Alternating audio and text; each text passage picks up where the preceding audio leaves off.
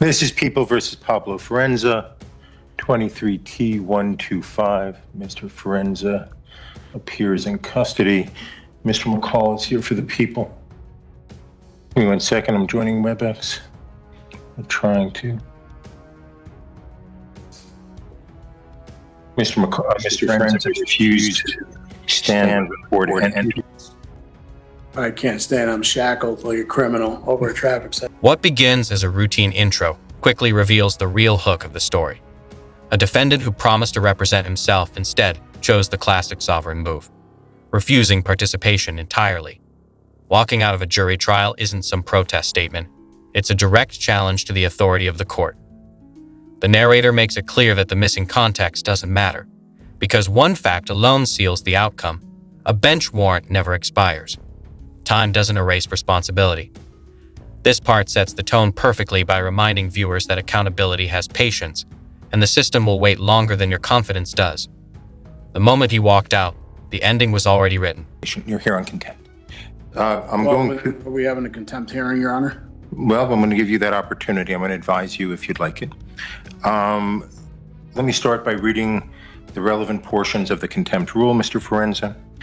This is Rule 407. This is of the rules of civil procedure, but that same rule applies to criminal actions such as this one.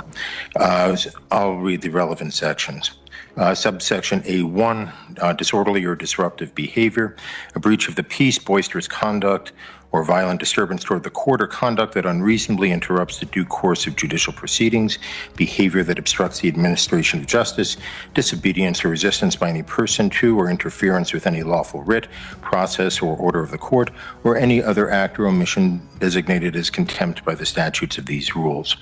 This will be direct contempt, and I will cover that in a second, but the rule is direct contempt is contempt that the court has seen or heard and is so extreme that no warning is necessary, or that has been repeated despite the court's warning to desist.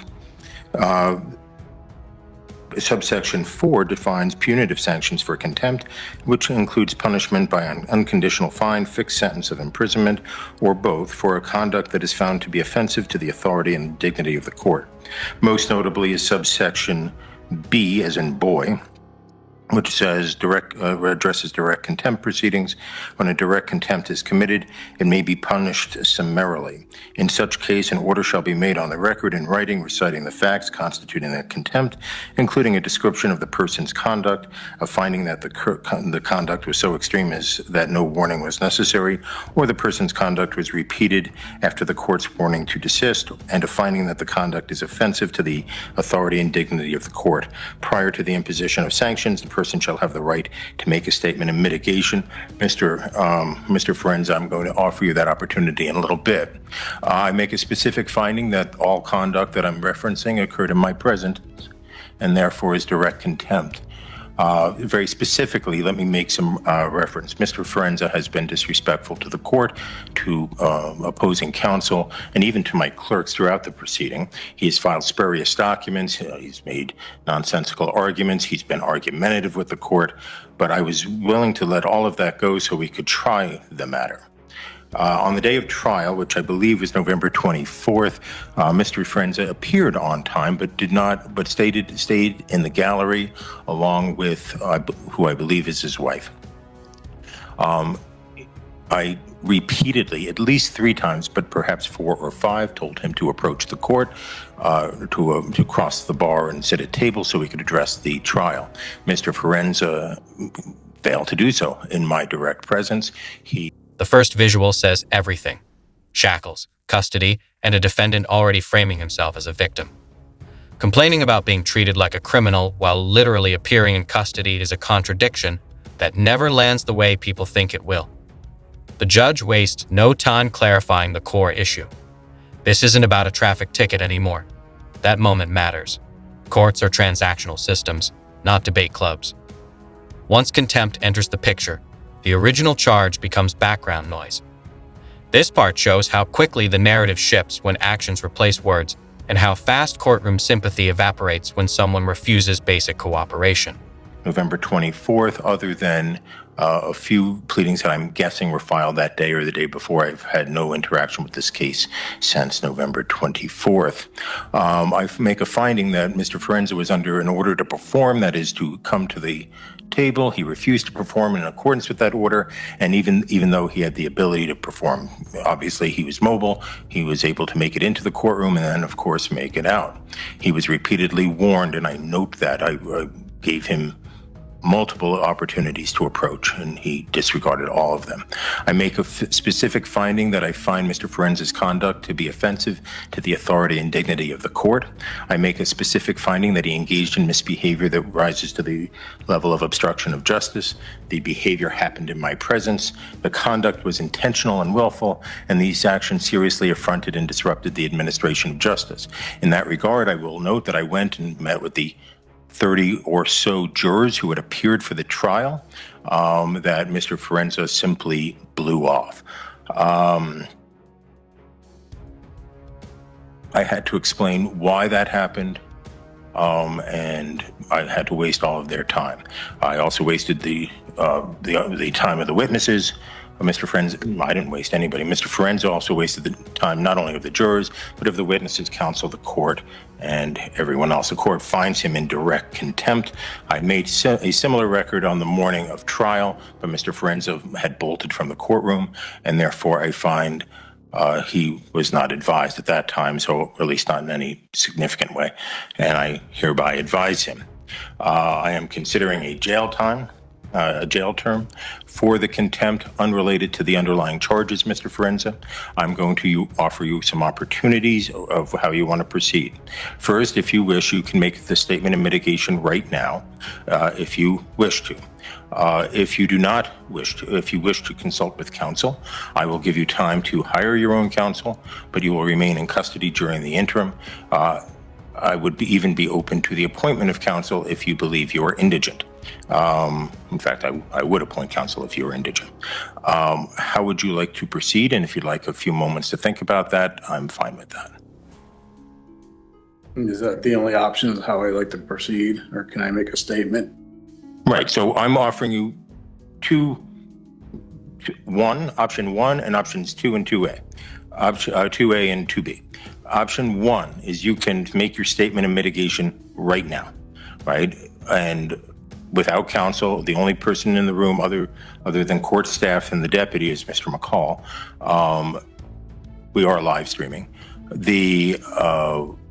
You can make that. If you'd prefer, you can contact an attorney, and I will set this over for a time where... The judge carefully explains contempt, not for theatrics, but to build an airtight record.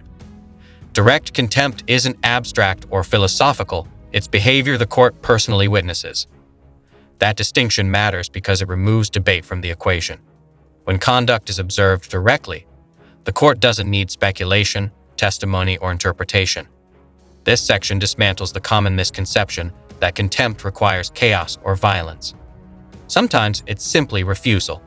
The judge's methodical tone contrasts sharply with the defendant's emotional framing, reinforcing that law runs on definitions, not feelings, and that ignorance of procedure never creates immunity. And so I can appoint alternate defense counsel to represent you in the contempt proceeding if you are indigent. The actual language is in Supreme Court guidance, which says, Colorado, I'll just read it to you. Colorado Rules of Civil Procedure 107 and 407 provide for the appointment of counsel to an indigent person cited for contempt where a jail sentence is contemplated. I am contemplating a jail sentence, Mr. Forenza. If the court appoints private counsel to prosecute a contempt action, which is not applicable here, or to represent an indigent party for contempt charges, that is relevant here, the judicial department will pay for counsel, as there is no statutory authority for the public defender or alternate defense counsel to represent clients for the sole purpose of contempt. But to qualify, you would have to be indigent, which means you would fit below the guidelines for public defender representation. If you wish, I can print those guidelines out for you.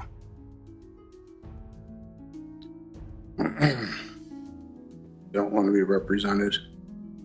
I'm sorry, I couldn't hear. I don't want to be represented. Okay, and you understand that, and I will allow you to make the statement of mitigation right now, but you understand you do have a right to counsel. The only way to look at it is I never got a fair trial walking into this. He failed to prove jurisdiction, sworn affidavit. The courts failed, personal, subject, territorial. I moved it to federal. I even had documents which I sent. It was ignored. Everything gets ignored. I'm just, you know what? I guess I'll just let you beat me up, throw me in jail, get it over with, because you can't keep me the rest of my life. And then, I'll deal with the consequences and things later. I mean, that's where I'm at. Okay. It's not right over a traffic citation where all I did is I came here in good faith to resolve the matter, and it was just I could get nothing. There's no nature and cause of there. There's no sworn affidavit for me to even move forward on, and this court can't move forward on. That's all I asked for, and it was like retaliatory. I just got beat up. That's all this is. It's a traffic citation. It's not a crime. Nobody was injured. If that's if that's what you call justice and fair, I'm not here to sit here and pick at anybody, go after, and that's not what it's about. When I posted bond for whatever it was, I came here and I didn't run. I came here to settle the matter. And that's all I wanted to do. And I just wanted a fair trial. That's it. But you get in my shoes, and how does it feel when you're just getting beat up? And This is the moment where patterns matter more than excuses. Disrespect, frivolous filings, nonsensical arguments, and repeated warnings ignored. The judge even acknowledges giving leniency early on, which quietly destroys any claim of bias. When the defendant refused to cross the bar and participate, that wasn't symbolism, it was defiance. Leaving the courtroom sealed it. This part highlights a key truth. Courts are incredibly patient until they aren't. Every warning ignored becomes a rung on the ladder that leads directly to consequences. By the time he exited the building, the system had already shifted gears. Before I move to, is there anything that people want to say on this? Your Honor, the people spent a good amount of time preparing for this trial. We actually brought the officer from across the state, met with him on the weekend beforehand to prepare for the trial. Officer Carnes was kindly enough, like I said, to drive on his own accord and his own expense to be here. He said he would come back for a retrial. He would request to be flown back, just given the type of the weather that it would be probably when it would be done. The people are still open to a plea agreement in this case for the traffic citations.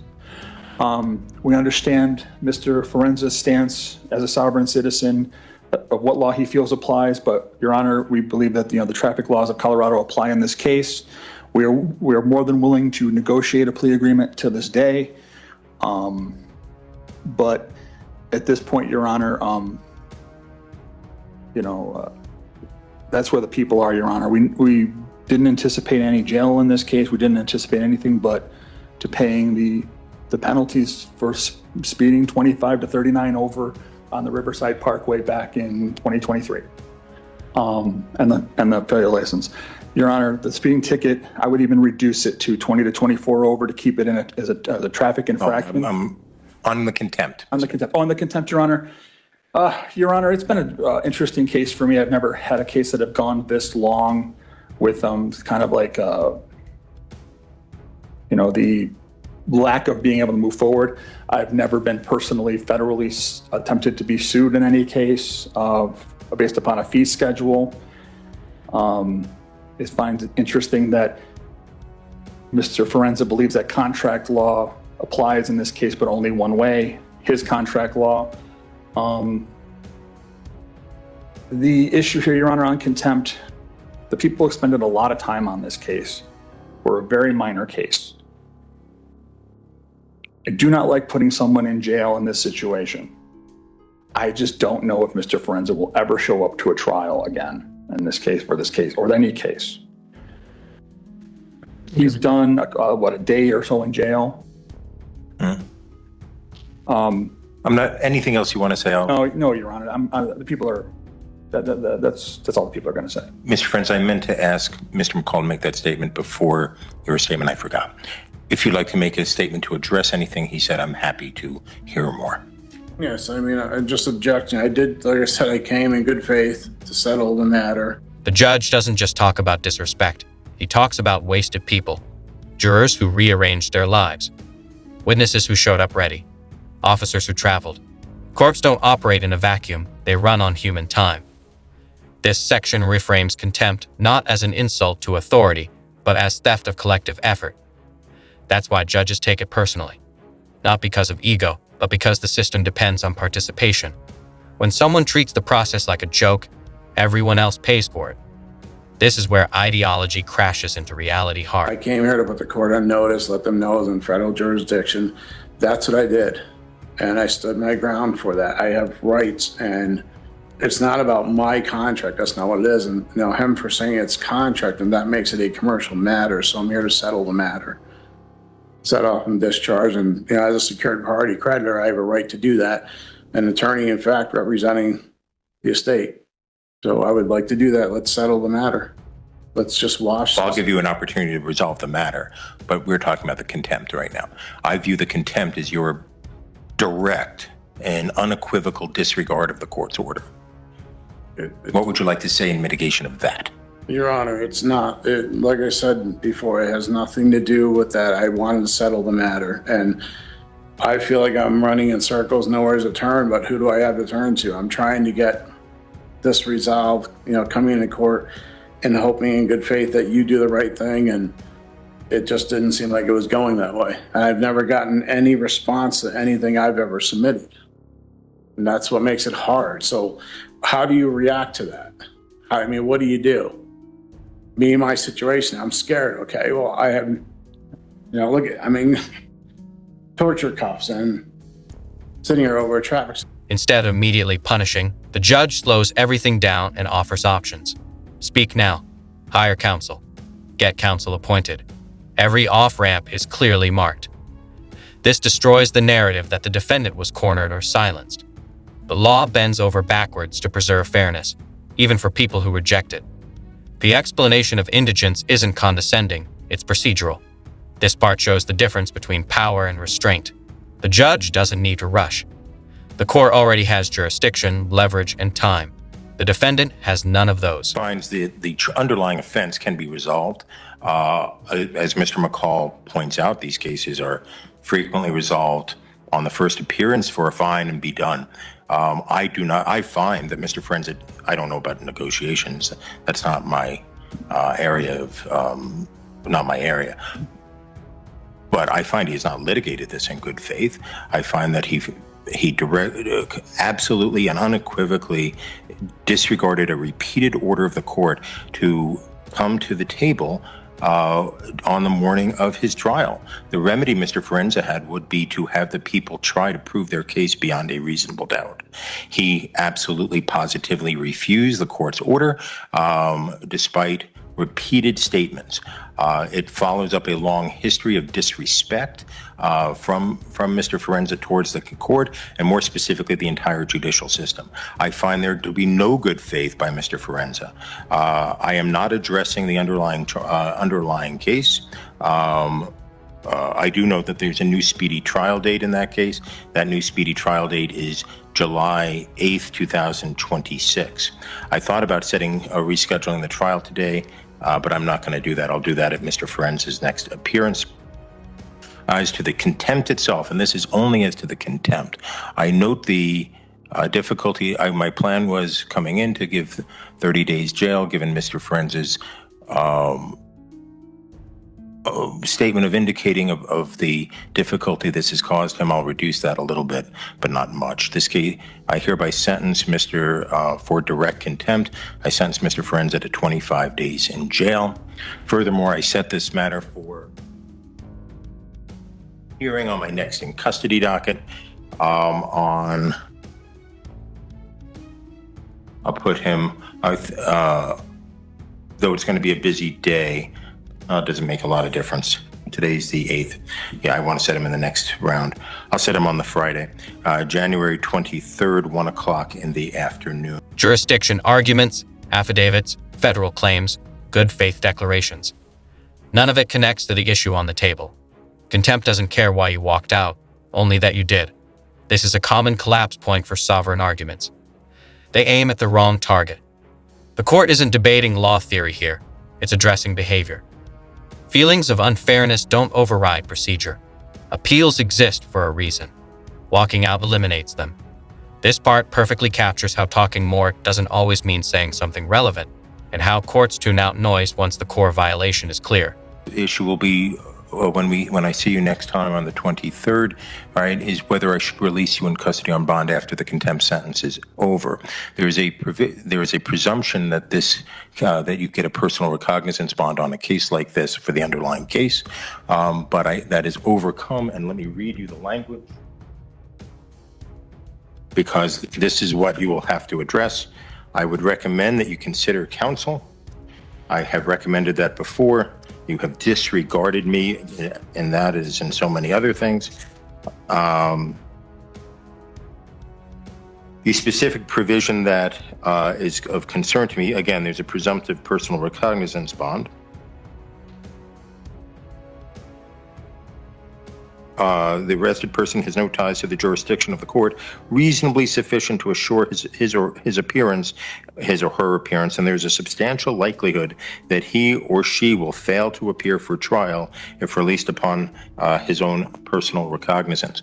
I will address the bond issue if you wish. The people are on notice that I am open to bond, but Mr. Frenza will not be released until the 25 days I feel like this is just retaliation more, and this is what I was afraid of at trial, Your Honor. It's contempt, Mr. What I was afraid of. But I wasn't in contempt. I showed in good faith. I didn't disrespect. I spoke the bare minimum just about jurisdiction. So everything you're saying it's that's, your assumption. That didn't happen. I didn't. Have a good day, Mr. Frenza. I have obligations. Okay, you'll be able to address them upon release. Thank you. How am I gonna do that here? I have obligations on the outside that I have to do. Right. You'll be able. No dramatics, no anger, just facts. Preparation time, officer travel, resources spent on a minor case that should have been resolved immediately. The prosecutor even offers concessions, which makes the defendant's earlier choices look worse in hindsight. This section reinforces that the system wasn't out to punish until it was forced to respond. When leniency is met with obstruction, patience runs out. The contempt issue stands separate, untouched by negotiation.